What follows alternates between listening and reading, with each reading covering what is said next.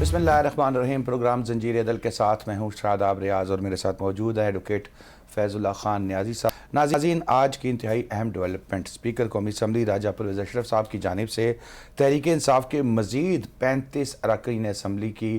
جو استعفے ہیں ان کو منظور کر لیا گیا. اب یہ تعداد 70 کے قریب ہو گئی ہے. پچھلے 3 دن میں جو استعفے منظور کیے گئے وہ ان کی تعداد اب 70 ہو گئی ہے. اس سے پہلے کہا جاتا تھا تحریک انصاف کی جانب سے کہ استعفے منظور کیے جائیں تو پھر اس میں یہ کہا جاتا تھا کہ خود آنا ضروری ہے، ہاتھ سے لکھا ہونا ضروری، بہت سے جواز دیے جاتے تھے. لیکن اب کیا ایسا اچانک ہوا کہ راجہ پرویز اشرف صاحب کی جانب سے 3 دن میں 70 اراکین اسمبلی کے استعفے منظور کر لیے گئے؟ اور جن کے استعفے منظور کیے گئے ہیں ان میں جنید اکبر، عثمان ترکی، ماجد علی ارباب، عمر ایوب، اندلیب عباس، ملیکہ بخاری شامل ہیں. اہم نام ہیں تحریک انصاف کی لیڈرشپ کے. اب کیا قانون کہتا ہے کہ اسپیکر کی جانب جب اسمبلی کے استعفے دیے گئے تھے تقریباً 8 ماہ پہلے، اس وقت منظور نہیں کیے گئے، اور اب کیا اچانک اتنی ایمرجنسی ہو گئی؟ جی فیض صاحب.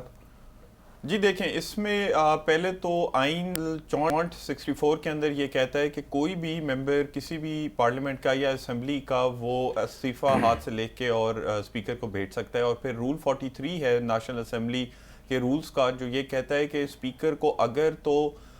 بائی ہینڈ وہ ممبر خود ڈیلیور کرے یا پھر اگر کسی اور مینز سے آئے تو پھر اسپیکر پہلے یہ چیز سے سیٹسفائی اپنے آپ کو کرے گا کہ یہ استعفیٰ جینون ہے اور یہ بغیر کسی زور زبردستی کے یہ استعفیٰ دیا گیا. تو اب بات یہ ہے کہ یہاں پر میری نظر میں اتنا ڈیلے تو ان استعفوں کے ایکسیپٹنس میں آنا ہی نہیں چاہیے تھا. یہ ایک پارلیمنٹ کے اندر سے اگر کسی نے استعفیٰ دیا تو وہ امیڈیٹلی اس کو پروسیس کر کے اور اس کا جو نوٹیفیکیشن ہے سیٹ کے ویکیٹ ہونے کا وہ ایشو کر دینا چاہیے تھا. اب بات یہ کہتے تھے کہ آپ ہاتھ سے لکھا ہوا دیں اور 1 بائی 1 جو ہے وہ اسپیکر کے سامنے پیش ہوں. دیکھیں، وہ اسپیکر کا رول 43 کہتا ہے کہ اسپیکر نے اپنے آپ کو کسی طرح سیٹسفائی کرنا ہے. تو اسپیکر اپنے آپ اب یہ سیٹسفیکشن کے لیے کہہ سکتا ہے کہ آپ خود آ کے اسپیکر کے سامنے پیش ہوئیں اور اسپیکر کو اس بات پہ مطمئن کریں کہ یہ استعفیٰ آپ نے دیا ہے، یہ سچا استعفیٰ ہے اور آپ کے اوپر کسی طرح کی زور زبردستی نہیں تھی. لیکن یہ لازم نہیں ہے کہ اسپیکر کے سامنے جو ریزائننگ ممبر ہے وہ اسپیکر کے سامنے پیش ہو. وہ اسپیکر کی ایک طرح سے کہہ لیں ثواب دید ہے کہ اس نے اپنے آپ کو کس طرح سیٹسفائی کرنا ہے. اب یہاں پر ایک انٹرسٹنگ بڑا ایک مجھے میری نظر میں غیر معمولی سا ایک سرکمسٹانس کریٹ ہو گیا ہے کہ آپ کو یاد ہوگا شاداب صاحب غالباً کچھ ہفتے پہلے شاہ محمود قریشی صاحب نے ایک پریس کانفرنس کی تھی نیشنل اسمبلی کے ہی باہر غالباً، اور اس میں انہوں نے کہا تھا کہ ہمارے استعفے جو ہم نے دیے ہیں وہ ہم نے استعفے اپنے مرضی سے دیے ہیں، وہ استعفے ایکسیپٹ کیے جائیں، ہم اسمبلی سے ریزائن کرنا چاہ رہے ہیں. یہ شاید آپ کو یاد ہو یہ پریس کانفرنس شاہ محمود قریشی صاحب کی. تو اب سوال یہ اٹھتا ہے کہ کیا اسپیکر صاحب یہ بات کہہ سکتے ہیں کہ اس پریس کانفرنس سے مجھے اس چیز پہ میں مطمئن ہو گیا تھا کہ یہ استعفے اپنی رضامندی سے دیے ہیں اور یہ سچے استعفے ہیں. لیکن اس میں میری نظر میں ایک پھر اور سوال اٹھ جائے گا، ایک قانونی اور آئینی سطح کا سوال. وہ یہ ہے کہ اگر تو کچھ ہفتے پہلے اس چیز سے اسپیکر صاحب مطمئن ہو گئے تھے تو پھر اتنی تاخیر کیوں کی گئی ان استعفوں کو منظور کرنے میں اور ان استعفوں کو ایکسیپٹ کرنے میں؟ لیکن دوسری طرف یہ ہے کہ پاکستان تحریک انصاف کی جانب سے بھی کسی بھی طرح کا سٹیپ نہیں لیا گیا، ایک پرومیننٹ سٹیپ ان استعفوں کا واپس لینا. اب پاکستان تحریک انصاف کا باہر آ کے یہ کہہ دینا یکدم کہ جی یہ وہ استعفے منظور غلط ہوئے ہیں اور وہ استعفے ہم نہیں دینا چاہتے تھے، تو وہ بھی مجھے لگتا ہے کہ بالکل یہ غلط بات ہے، کیونکہ آپ ہی تو پریس کانفرنس کر کے کہہ رہے تھے کہ یہ استعفے جینون ہے اور استعفے ہمارے جو ہے ہماری ڈیمانڈ ہے کہ ایکسیپٹ کیے جائیں. تو اب یہ ایک اور آئینی تنازعہ کھڑا ہو گیا یہاں پہ، اور مجھے شک تو یہی پڑ ہے کہ یہ پھر سے بات جو ہے ہماری عدالت عظمیٰ میں جائے گی یہ اسپیکر کا جو ایکشن ہے اس کو چیلنج کرنے کے لیے. نہیں، عدالت عظمیٰ میں کس قانون کے تحت جا سکتی ہے جب استعفیٰ دینے والے یا پارٹی کا جو سربراہ ہے یا وائس چیئرمین ہے وہ پریس کانفرنس پہ کہہ رہا ہے کہ ہم استعفے دے چکے ہیں؟ پارٹی کے سربراہ عمران خان صاحب متعدد بار کہہ چکے ہیں کہ ہم استعفے دے رہے ہیں، ہم نے استعفے دے دیے. اور آپ کو یاد ہوگا کہ قاسم سوری صاحب جو ہیں انہوں نے تو ایز اے ڈپٹی اسپیکر یا قائم مقام اسپیکر یہ ریزگنیشن ایکسیپٹ ایکسیپٹ بھی کر لیے تھے. یہ تو راجہ پرویز اشرف صاحب جب آئے تو انہوں نے اعتراض کیا کہ نہیں میں اپنی تسلی کروں گا. بالکل بالکل. اب دیکھیں نا, سوال یہ ہے کہ اب اگر پاکستان تحریک انصاف کے موقف اپناتی ہے کہ نہیں جی ہم نے واپس نیشنل اسمبلی میں جانا تھا اور ہم نے پھر سے ہم نے اسمبلی کا حصہ بننا تھا تو یہ استعفے منظور نہیں کرنے چاہیے تھے, تو میری نظر میں تو پاکستان تحریک انصاف کو کرنا یہ چاہیے تھا کہ جس دن پارٹی نے ڈیسائیڈ کیا کہ یہ لوگ واپس جائیں گے اسمبلی کے اندر, ان کو ایک لیٹر لکھ کے اسپیکر کو انڈیویجول ممبرز نے ایڈریس کرنا چاہیے تھا اور کہنا چاہیے تھا کہ جی ہم یہ استعفے واپس لے رہے ہیں, ہم استعفیٰ نہیں دینا چاہتے اور یہ استعفے جو ہیں یہ بالکل ہی رد کر دیں, لیکن وہ بھی نہیں لکھا گیا. اب سوال یہ ہے کہ اگر تو اسپیکر نیشنل اسمبلی راجہ پرویز اشرف اس چیز پر مطمئن تھے کچھ ہفتے پہلے شاہ محمود قریشی صاحب کی پریس کانفرنس پہ یا ان کے اور کسی بھی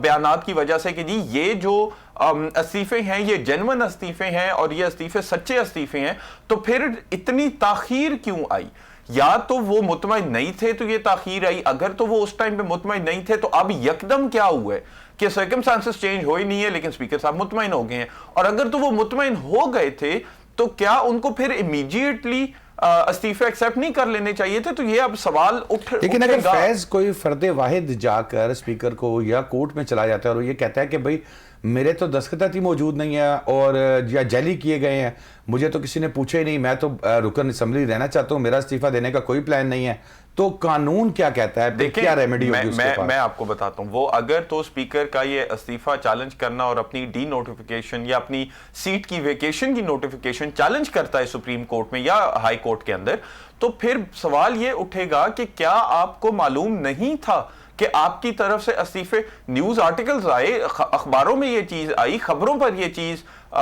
ہوئی,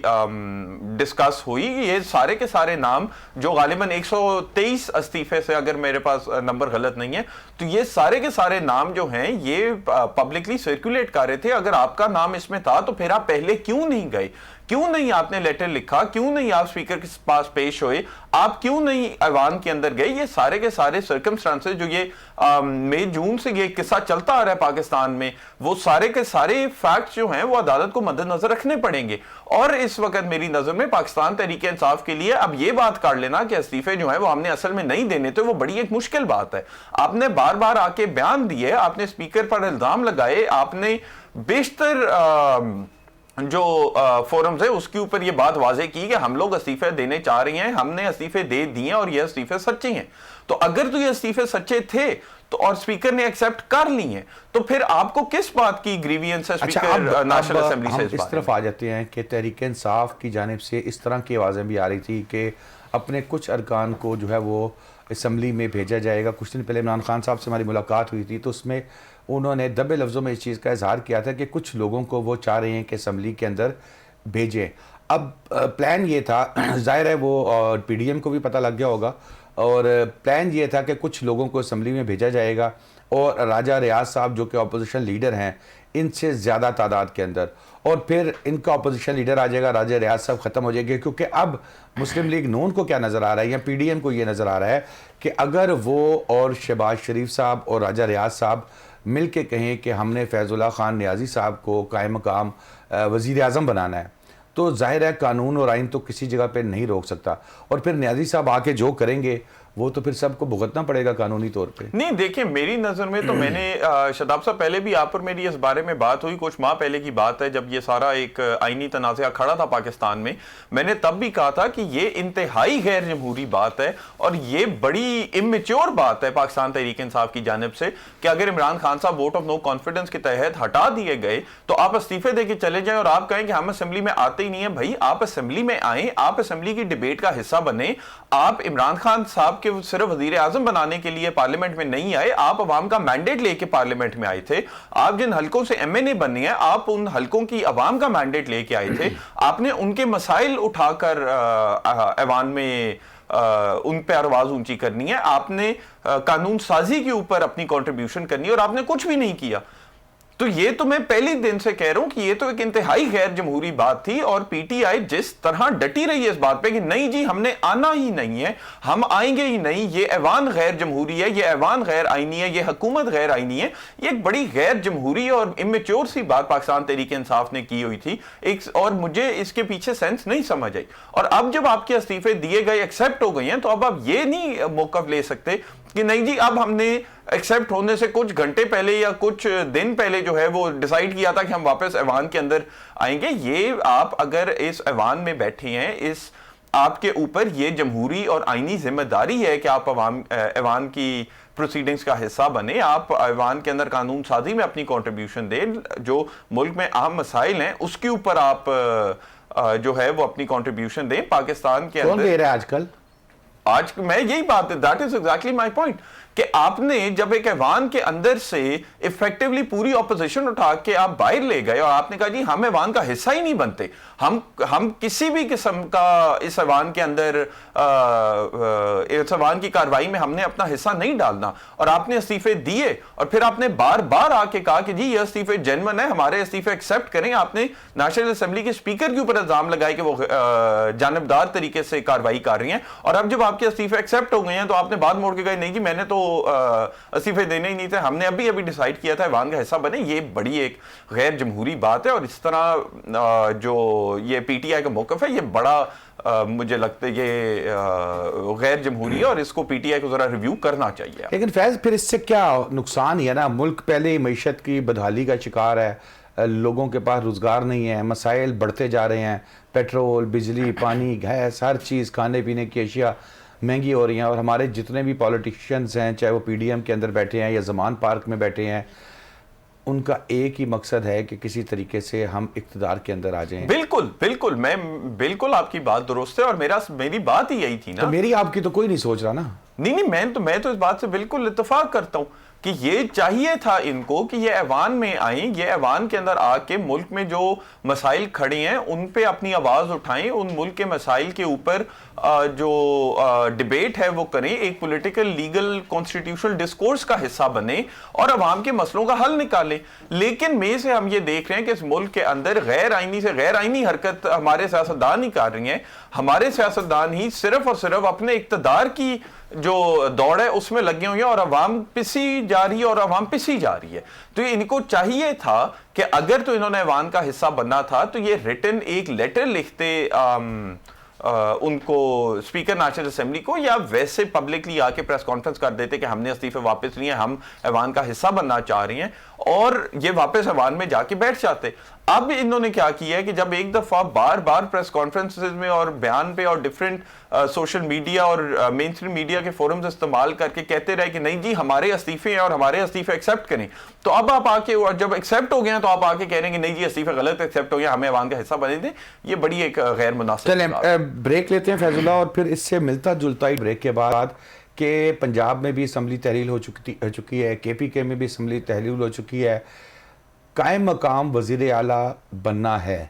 کیا طریقہ کار ہے, آئین اس پر کیا چیزیں بتاتا ہے کہ کس طریقے سے ہم اپنے ملک کا یا اپنے صوبے کا قائم مقام وزیر اعلیٰ لا سکتے ہیں. بریک کے بعد.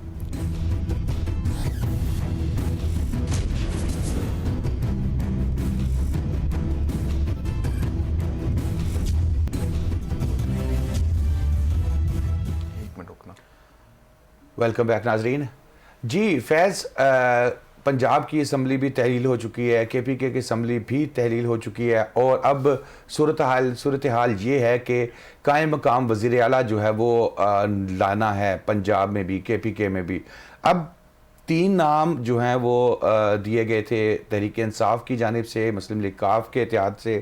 اور 2 نام آئی تھنک دیے گئے تھے پی ڈی ایم کی جانب سے, اور 5 نام کل تھے. تو اس کا طریقہ کار تھوڑا سا بتائیں گے ہمارے ناظرین کو کہ کیسے قائم مقام وزیر اعلیٰ کو لایا جائے گا؟ جی دیکھیں, اس میں ایک بیسکلی 3 سٹیپ پروسیس ہوتا ہے. پہلا سٹیپ اس پروسیس کا یہ ہے کہ جو آؤٹ گوئنگ چیف منسٹر ہیں وہ اور جو آؤٹ گوئنگ اپوزیشن لیڈر ہیں وہ آپس میں مشاورت کر کے اور ایک نام پر اتفاق پر آ جائیں گے. لیکن وہ اتفاق نہیں ہو سکا تو پھر ایک کمیٹی تشکیل دی جاتی ہے آرٹیکل 224A کے تحت, اور اس کمیٹی نے پھر یہ فیصلہ کرنا ہوتا ہے جس کے اندر 3 ممبر آؤٹ گوئنگ گورنمنٹ کے ہوتے ہیں, 3 ممبر آؤٹ گوئنگ اپوزیشن کے ہوتی ہیں. اس کمیٹی کے سامنے دونوں سائڈ جو ہیں وہ 2 نام رکھتی ہیں, اور اس کے بعد اس کمیٹی جو ہے ان ناموں میں سے ایک نام کو انٹرم چیف منسٹر کے لیے بھیج دیتی ہے. اب اگر تو وہ کمیٹی بھی 3 या 4 दिन का गालिबन टाइम होता है। अगर तो वो कमेटी भी इस काम में कामयाब ना हो और एक इत्तेफाक राय ना बना सके, तो फिर जो कमेटी के अंदर सबमिटेड नाम होते हैं, 2 इस साइड से और 2 दूसरी साइड से, 4 नाम, वो 4 के 4 नाम भेज दिए जाते हैं इलेक्शन कमीशन को, और फिर इलेक्शन कमीशन अपनी डिस्क्रेशन यूज करके उन 4 में से एक नाम को इंटरिम चीफ मिनिस्टर के लिए भेज देता है। ये आपका जनरल प्रोसीजर है। तो अब इसमें स्पिरिट आइन की ये है कि इवन दो आप हुकूमत में हैं और दूसरी साइड ऑपोजिशन में है, एक इतनी पॉलिटिकल सिविलिटी और जमहूरी सिविलिटी है हमारे, होगी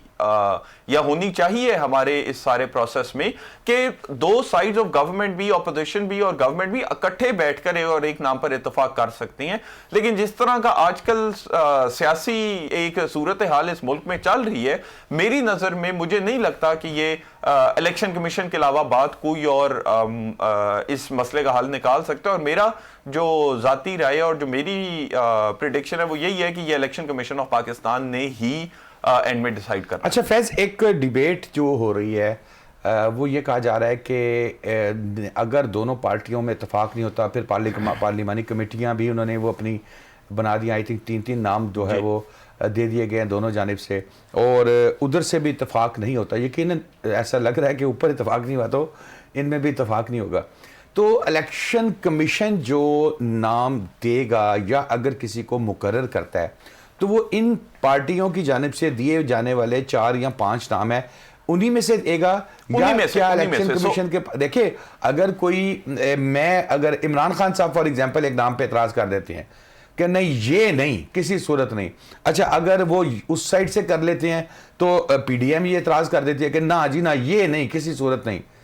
क्या मामला फिर कोर्टों में जाएगा? देखें, अगर तो कमेटी के अंदर जो बनती है जिसमें 3 मेंबर एक तरफ 3 मेंबर एक तरफ से आती हैं, दोनों साइड्स 2-2 नाम देंगी, टोटल वो कमेटी 4 नाम को कंसिडर करती है। अब अगर उन 4 नाम के ऊपर एक इत्तेफाक राय नहीं बनता और कमेटी जो है वो अपनी डिलिब्रेशन के अंदर एक नाम पर इत्तेफाक नहीं कर सकती, तो फिर वही 4 नाम जो कमेटी के अंदर दिए थे वही 4 नाम भेज दिए जाएंगे इलेक्शन कमीशन ऑफ पाकिस्तान को, और फिर इलेक्शन कमीशन जो है उन्हीं 4 नाम में से एक नाम को मुकर्रर कर देगा। अब अगर किसी बंदे के ऊपर किसी भी साइड को जो बंदा election commission of Pakistan appoint कर दे, अगर तो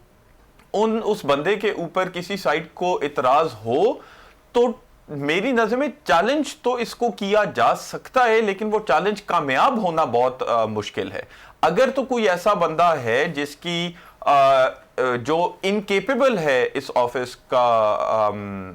को करने के लिए, इस्तेमाल करने के लिए, या उसके ऊपर कोई ऐसा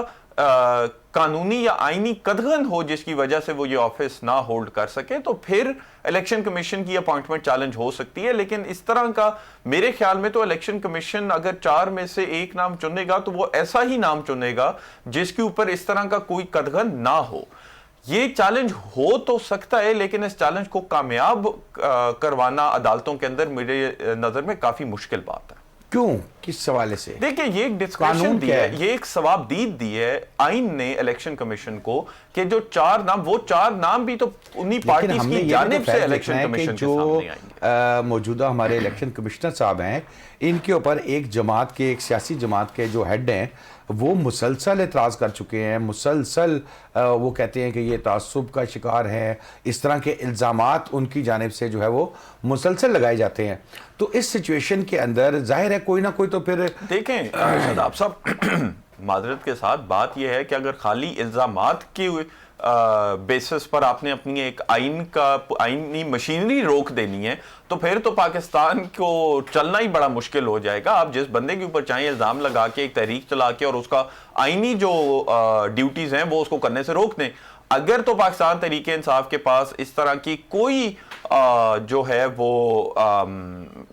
इंफॉर्मेशन या कोई प्रूफ है या उनके पास कोई चीज़ है, सबूत है, तो वो इलेक्शन कमीशन के उन फर्द को चैलेंज कर सकती हैं अदालतों के अंदर और कह सकते हैं कि जी इनको हटा दें। لیکن بات یہ ہے کہ خالی الزامات کے بیسس کے اوپر آپ یہ نہیں کہہ سکتے کہ جی ان کا جو آئینی کام ہے, جو ان کی آئینی ڈیوٹی ہے, وہ روک دی جائے کیونکہ ہمیں ان کے اوپر اعتراض ہے. تو پھر آپ کو اگر تو پہلی بات اعتراض ہے تو آپ میں اتنی سیاسی میچورٹی ہونی چاہیے کہ آپ پارلیمانی کمیٹی کے اندر ہی بیٹھ کر اس چیز کے اوپر ایک اتفاق رائے بنا لیں. یہ تو ہم اب مجھے لگتا ہے کہ نہ آئین اور نہ عدالتیں اس چیز کی اجازت دیں گی کہ آپ نے اپنا جو جمہوری عمل ہے وہ پورا کرنا نہیں ہے, اور اس کے بعد جب آئینی عمل کی باری آئے گی تو آپ نے اس کے اوپر شور مچا دینا کہ جی ہم نے وہ بھی نہیں ماننا. یہ چیز بڑی غیر مناسب ہے. بالکل ٹھیک ہے, بریک لیتے ہیں, اور بریک کے بعد ایک اور ٹاپک ہے جس سے ڈائریکٹ ہمارے جو لوگ ہیں, ہمارے جو عوام ہیں, وہ متاثر ہو رہے ہیں بڑی تعداد کے اندر. پنجاب حکومت کا ایک اچھا اور بڑا بہترین اقدام چودھری پرویز الہی صاحب کی قیادت میں جو سامنے آیا ہے وہ یہ ہے کہ سود کا کاروبار کرنے والوں کو جو پرائیویٹ طور پر سود کا کاروبار کرتے تھے اس پر پابندی عائد کر دی ہے. بریک کے بعد